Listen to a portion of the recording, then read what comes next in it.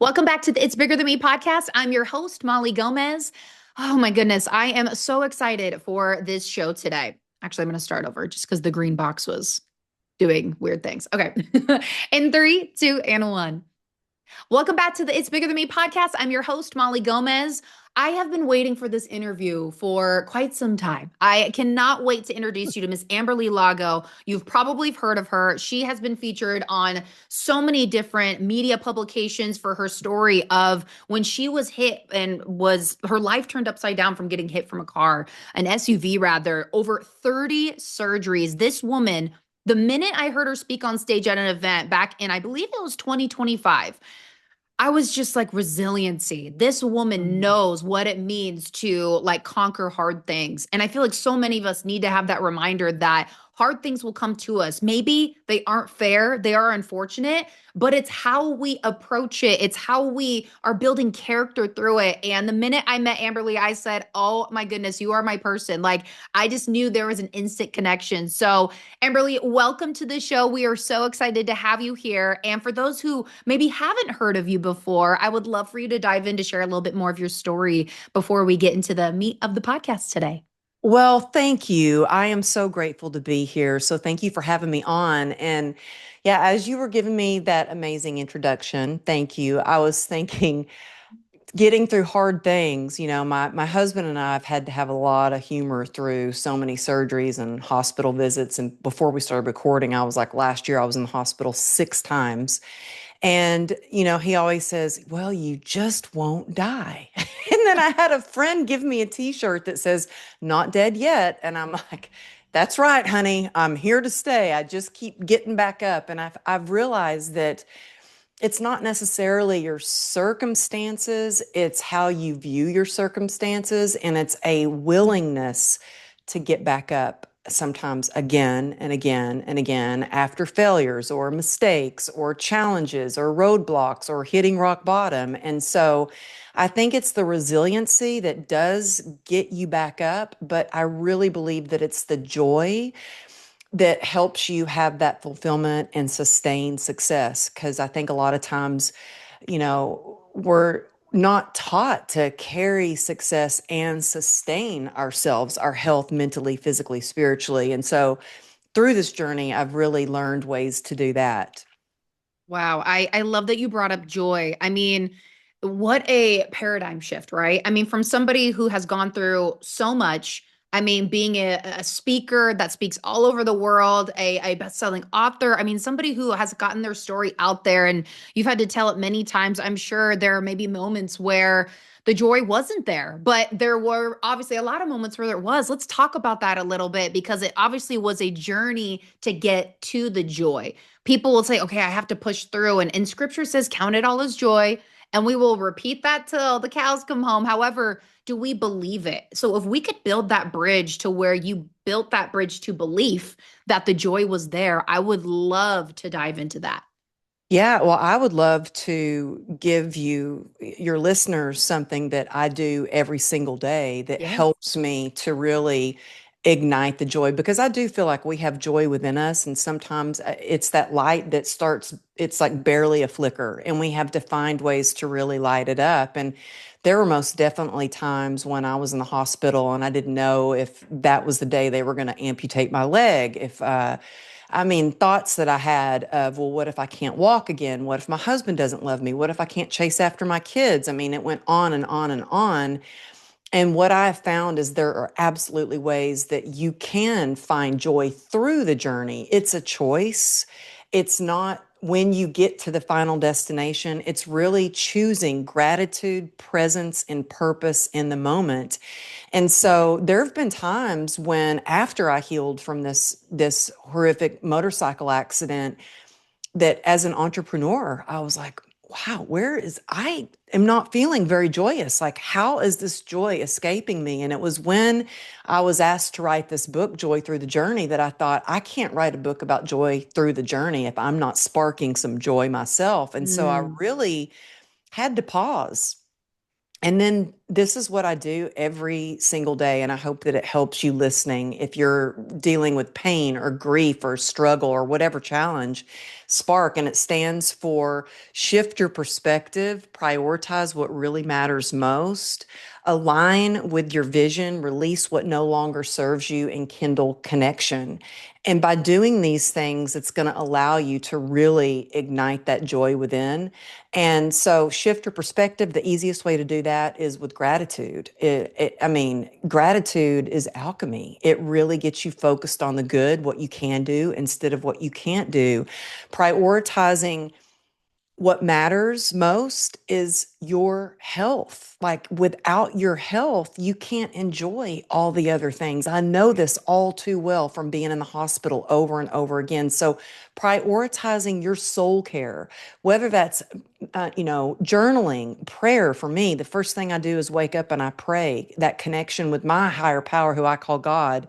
And so prioritizing your health so you can be of service to others, and then aligning with your God given vision and values is so important. It's going to help you connect to the right people. It's going to help you stay on track and not get distracted. It's going to allow you to really focus on what does bring you joy, whatever that might be. Maybe it's serving, maybe it's working with others, maybe it's dancing, maybe it's listening to music or being out in nature, whatever that is. Maybe it's being a mom. And then releasing what no longer serves you. This could be self doubt, shame. It could be bad habits. Look, I will just be honest with you. I was really struggling after my accident and I could not get out of pain. And I started drinking and I went from athlete to alcoholic. And by the grace of God, I got sober in 2016.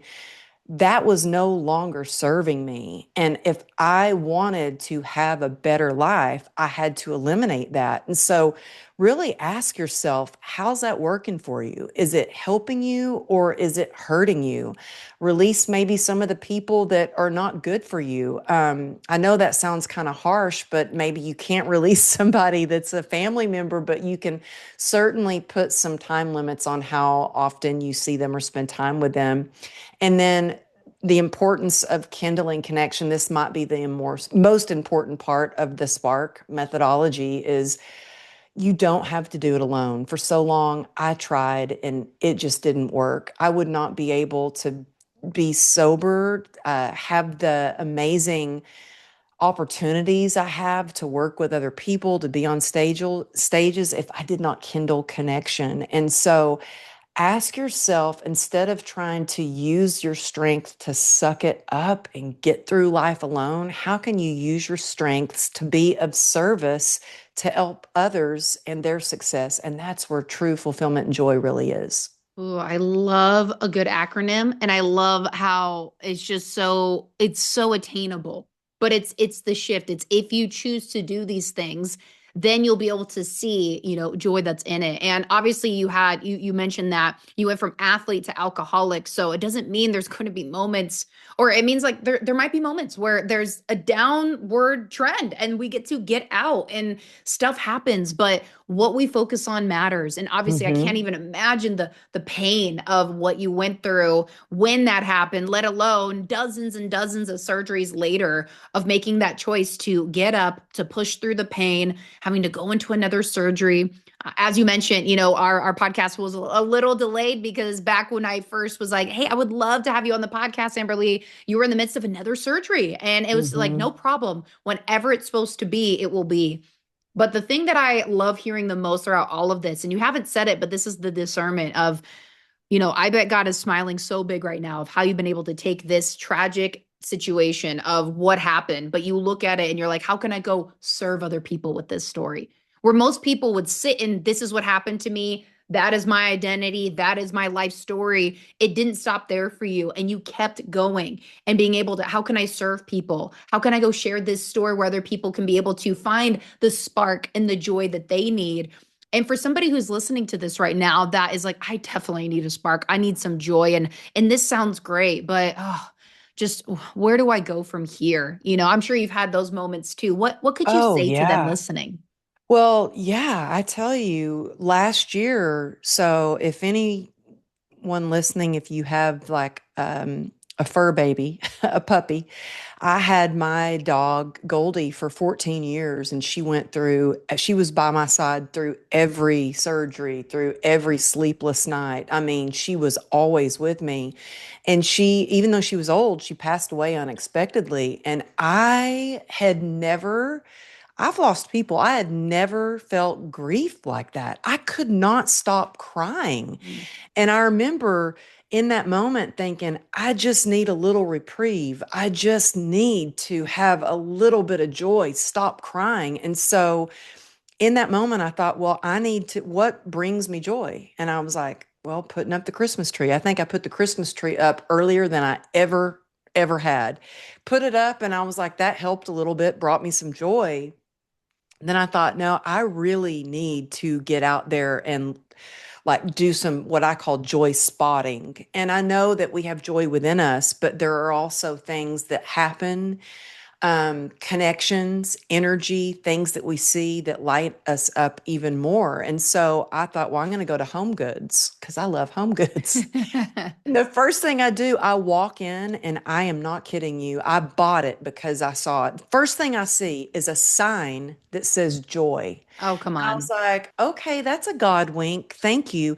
And I just needed to walk through the store and say hi to people and genuinely ask how they were doing to feel that connection and know that I wasn't alone. And I know that sounds kind of silly, maybe, but our joy is contagious. And I just did something in my story on Instagram today because I had a break in between calls this morning, and I went to the gym and worked out, and that brings me joy. It releases endorphins, those feel good hormones. And then I'm walking out, and there's a lady that was like, "Hi, do you want some flowers?" And I was like, "Thank you. I love giving my daughter flowers. I would love to have flowers." And I was just like, I left there and I did a story saying, joy is contagious. When we share our pain, it's divided. And when we share our joy, it's multiplied. And so you never know, not that you have to go out and give flowers, but I mean, I remember one time I was having a hard day, and I paid for somebody's food at Whataburger. This is when we first moved to Texas and nothing was open except for Whataburger. And I don't know what, we were exhausted. I was tired, and I just paid for the guy's food behind us. And I kind of forgot about it. And we pull over. We were so hungry. We're eating in the car, and this truck pulls up. And this man was in tears and said, "Thank you so much. You changed my day. I've had the hardest day, and this means Mm. so much." And I thought, if we do things like that, or if we hold the door open for someone, say hello, smile, wink, that is what we need more of: kindness and love and just people lifting each other up. And you can do that with just a smile. And so, yeah, so I just shared it in my story about how I didn't really feel like working out, but I did it because I knew it was going to make me feel better. And then I was rewarded and given flowers on the way out. Oh my goodness. I love that. And I love that you're talking about how generosity is so contagious because it is. We never regret doing something because it's like you never know where it's going to land. I remember my husband and I live in Las Vegas now, and family came into town. They wanted to go walk down on the strip, and I was like, okay, let's make this short and sweet. So we're walking down on the strip, and I just heard this mom with a group of like young teenage girls behind me. Don't give that homeless man any money. He's a scammer. And I'm like, if she wanted to give him $1, like out of the generosity of her heart, but yet now Yeah. she's going to think any person who needs something is a scammer, my heart broke. Wow. Now, we know that Wow. those people are out there, but it's out of our heart, right? Like we want to be able to give to somebody. I remember my husband and I never had cash, and we just happened to have like $50 in the glove compartment. And there was a family of three, and the son was special needs, and they're sitting on the outside of a Whole Foods parking lot. And I was like, oh, I have some money. I was like, all I have is a 50. And I was like, okay, like here you go. And $50 to somebody who needs it feels Wow. like $500, right? It feels like, oh Oh, my goodness, yeah. this is amazing. But the point is, I remember back in the day, I used to be like, maybe if I gave him like $1 or two, that's fine. But if it's like five or 10, that's way too much. Is it though? Like let's just think like if you have it, give it. If people are in need, go give it. Go pay for their groceries. Go do something kind. Let the joy overflow in you and spill out into them and whoever else that's going to impact. And so I love that you shared that because I love having generosity stories on this podcast where it just is, you know what, I'm going out today. I wonder if I could go do this or how can I be generous in this way? And we start thinking of ways to go serve and get outside of our own needs, our own selves to go take care of somebody we don't even know, which is so important where we get out of our circumstances that we can't change, but maybe we can go make somebody else's day brighter. Maybe they only had $10 left in their account and they had to go buy lunch and they're at Chick-fil-A or Whataburger or whatever. And it's like, you know what? Let me just grab this real quick. And they were like, you have no idea what that meant. So we never know Mm. what people are going through. But I love that example of just the real moment where you needed joy the most, a moment where a lady spread joy to you, and then how that transacted into so many other just amazing instances where people in their lives got blessed. And so, as we are like just navigating through this conversation, I want to be able to just pose like in your story, is there something that first of all, if the Lord's prompting you to share anything, please do. But I feel like there's so many different parts of your story. And at this point in the conversation, what is something that you feel like people need to know that maybe they haven't heard before or they're not paying attention to because they just get stuck in their own way when they're in a hard spot? Is there anything that comes to mind that you'd like to share? Yeah, I think that if any, you can take anything from this conversation away from this conversation today is like, don't do it alone. I was trying to do it alone. I did not want to tell anyone how much pain I was in. I didn't want to ask for help. I did not want to share what was going on because I felt like vulnerability was weakness. And I learned it's quite the opposite. When you can share your truth and you can be real and share what's hard and you can ask for help, it actually strengthens your relationship. It saved my life. I got to a point where I didn't, I was thinking, my husband could find another wife, my kids could find another mom. They deserve better than this. And it was at my lowest point where I asked for help. I prayed. I got on my knees and I prayed, and it gave me the strength to ask somebody to help me. And so I think it's a willingness to do what it takes to rise up again and again, to decide that you want a better life, but then don't be afraid to ask for help. And maybe that person can't help you, then don't be afraid to ask for some help from somebody else. But you also have to be willing to do the work on your own and Mm, help yourself. So I think that, and I think another huge lesson I've learned is, and I guess I say this quite a bit, is fully rely on God. And I see frogs everywhere. And now, even my daughter, I'll show you how cute this is. My daughter made me this little ceramic frog. I cute. guess because I say fully rely on God so much that now I'm getting all the people sending me frogs. I find them. I'm not kidding. I found this little frog right before I was going on to speak at an event over the elevator. I Come happened to on. look up and I was like, thank you. I need to remember fully rely on God. So I think those couple of things, and also just reach out to me if you are like, well, I am struggling. I need to cut this out. I think I might have a problem I need help with. I really, when you reach out to me, whether it's a DM on Instagram or emailing me, I read every single one of those. And I have been in a place where I have struggled and just someone acknowledging. I think we all need, just want to be seen, heard, and understood. And Yes. I have been there. And so please reach out. And I mean that. She does. I was shocked the first time when we met at this event back in 2025. And when it was her actually answering in the DMs and she was like, "Here, I have my number. Here's this." I'm like, "Wait, what?"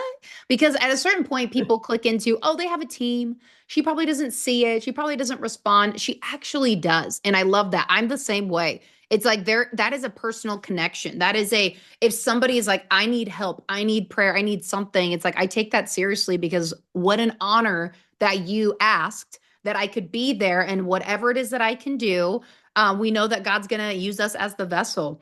And frog, I will never look at frogs the same ever. I love that. I'm like, oh my gosh, that is so cool. And so I love that. And now I'm gonna like be like, where can I go find a frog? I need a frog thing on my desk. Like I need frogs now. Like you just ignited a spark of I need frogs around me because what a great fully rely on God. What a great reminder from something that is one of his creatures that he created. And I mean, who would have known? But that is just that Holy Spirit inspiration that people need because we get to see so many beautiful things just in creation, whatever he wants to choose. One last thing to what you said was just the people around you.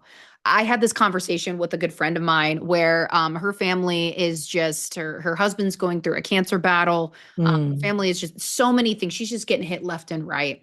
And something came up where she needed to be able to have childcare, and she reached out to family, and nobody answered. And then when they did, they Oh, were like, they didn't even say, "How can I help?" They're like, "Oh, I hope you figured it out." And I'm like, wait, what? And I just met this person a couple months ago. I was like, you call me if that ever happens. I will come out there and watch your kids. I'm like, I just met you, but Auntie Molly to the rescue. Like I will be oh, there because when people really need it, and then we're so stuck in our own, well, I'm busy with this or busy with that. I'm like, do you have a husband that's going through a possible like deathly illness, even though we're speaking restoration over him in Jesus' name, and we know that he will be healed? It's still like people just they need it, and it's so hard to get to that place of, hey, guard down, being vulnerable here, I need it. And then we have to understand people are people, maybe they can, maybe they can't, but like you said, keep asking. Don't yeah, stop, keep asking. Don't just take it on, we'll all figure it out, I'm strong. There are people around us that we get to ask this of them, and even if you have to keep asking 3, 4, 5 times, it'll actually really show you who's there. Like unless there's a circumstance where somebody you love really just can't be there, but it really shows you who's there, who's available, who is in it with you when push comes to shove, not just when it's easy. And those are the hmm, people that we need to have in our inner circle, like in our sanctum, like right now in this hour. And when I think of Jesus having the 12 disciples, he only had three in the garden, three in his inner circle. It's tighter, it's more connected, it's deeper. You don't share everything with everyone. So hmm. I love that you shared that because it'll get people to think, who are those people I can call on, and give them some bravery of like, you know what? I really do need somebody right now to sit with me, to listen, to let me cry, to whatever it is. Sometimes you don't need to say anything at all. It's just to be there with them. Yeah, and I remember years ago, this is like 10 years ago, I had spoken at an event with Trent Shelton. And I had this bit somebody was offering for me to do their mastermind or something. And they said, that's how he got his start. And so I messaged Trent and I was like, hey, Trent, I was told that you got your start by doing this. Before I invest thousands of dollars, I just wondered if that's true. And my husband was like, what? You mean, do you know who Trent Shelton is? Do you know he is a famous NFL player? Like, you actually messaged him? And I was like, well, yeah. And he gave me his phone number and he called me back. And since then, we have been friends. He's been on my podcast twice. He's spoken at two of my events. I've spoken at his event. And maybe, my husband was like, I can't believe you messaged him. But you know what? We have a friendship now. You never know when you reach Yes. out where that's going to lead to. And I I love always that. thank him. You saved me thousands of dollars, Trent. Hey, a good friend they will definitely do that. But you never know. People even at those higher levels, right? They are human beings at the end of the day. There are some where maybe they do have so many DMs or maybe they can't do or whatever, but there are some where they will blow your mind of it's human to human, connection first over everything. And if you Hmm. come to them real and authentic, they want that more than anything because eventually when you get to certain levels, people become fake. They just say what they'll tell you what you want to hear, and they don't want people around them like that. Like ones that are really like discernful. I want the real ones around me. So it doesn't even surprise me one bit that you and Trent are like this, and like you just went in there, you asked because it doesn't hurt to ask. Yeah, yeah. Even though my husband was like, I can't believe you. And I'm like, really? I shouldn't ask?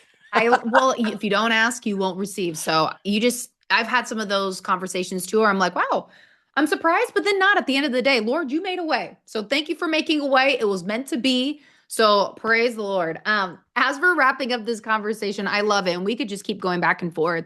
There were so many great points, and I just honor you for your vulnerability, for sharing things. Like from, just how you can get joy out of the resilience and out of the hard things life throws at you. There is joy that you can find anywhere.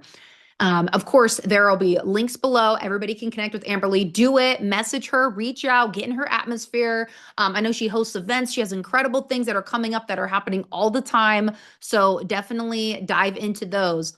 But Amberly, is there anything else that you would love to share with us today that you can leave the audience with so they can just be filled up a little bit more before we end today? Yeah, I would just say, I don't believe that resilience is bouncing back. That's what it says in the dictionary. I think that resilience is really choosing to move forward and have a life, with courage and joy and happiness and love, even when things don't go as planned. And the next time you're in a challenge or you're facing a hard time, ask yourself, what is this teaching me? What am I learning? And what's next? And so, thank you so much for having me on. And I just adore you and so grateful to finally get to talk to you again. Thank you. I adore you as well. This has been amazing and incredible questions to end with. So you can dig a little bit deeper to not just say, why me, but what am I getting from this? What is something that I can take away from this to be able to move forward? Because you were never meant to stay stuck. And so, Amberly, you are incredible. I'm so grateful for this time today. And I mean it, you guys, go reach out to her. She is the real deal and go listen to her Mm. podcast. Just anything that she puts her hands on, it's something that she stewards so well. And that's another reason why I wanted to have you on the podcast is stewardship is a big part of what I'm about, what I know the Lord is really just bringing about in this time of we can't multiply what's in our hands without stewarding it first. We can't get over this experience that we want to get out of so bad unless what am I supposed to learn from here? Otherwise, it might happen again. So Hmm. you have obviously gone through so much in your life and there's so much that people can glean from for just moving forward, period, and finding the joy in it all. So, thank you again for coming on the show. It has been just an absolute pleasure today. Oh, thank you. Thank you so much. Go. Remember that your story is so much bigger than you. If this episode encouraged you, maybe challenged you, or even had you feeling that you're not alone in this process that we call life, share this with a friend who needs to hear this message today.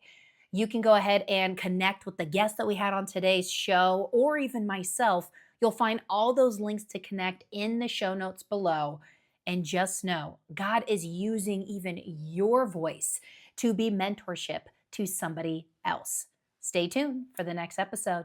We'll see you next time.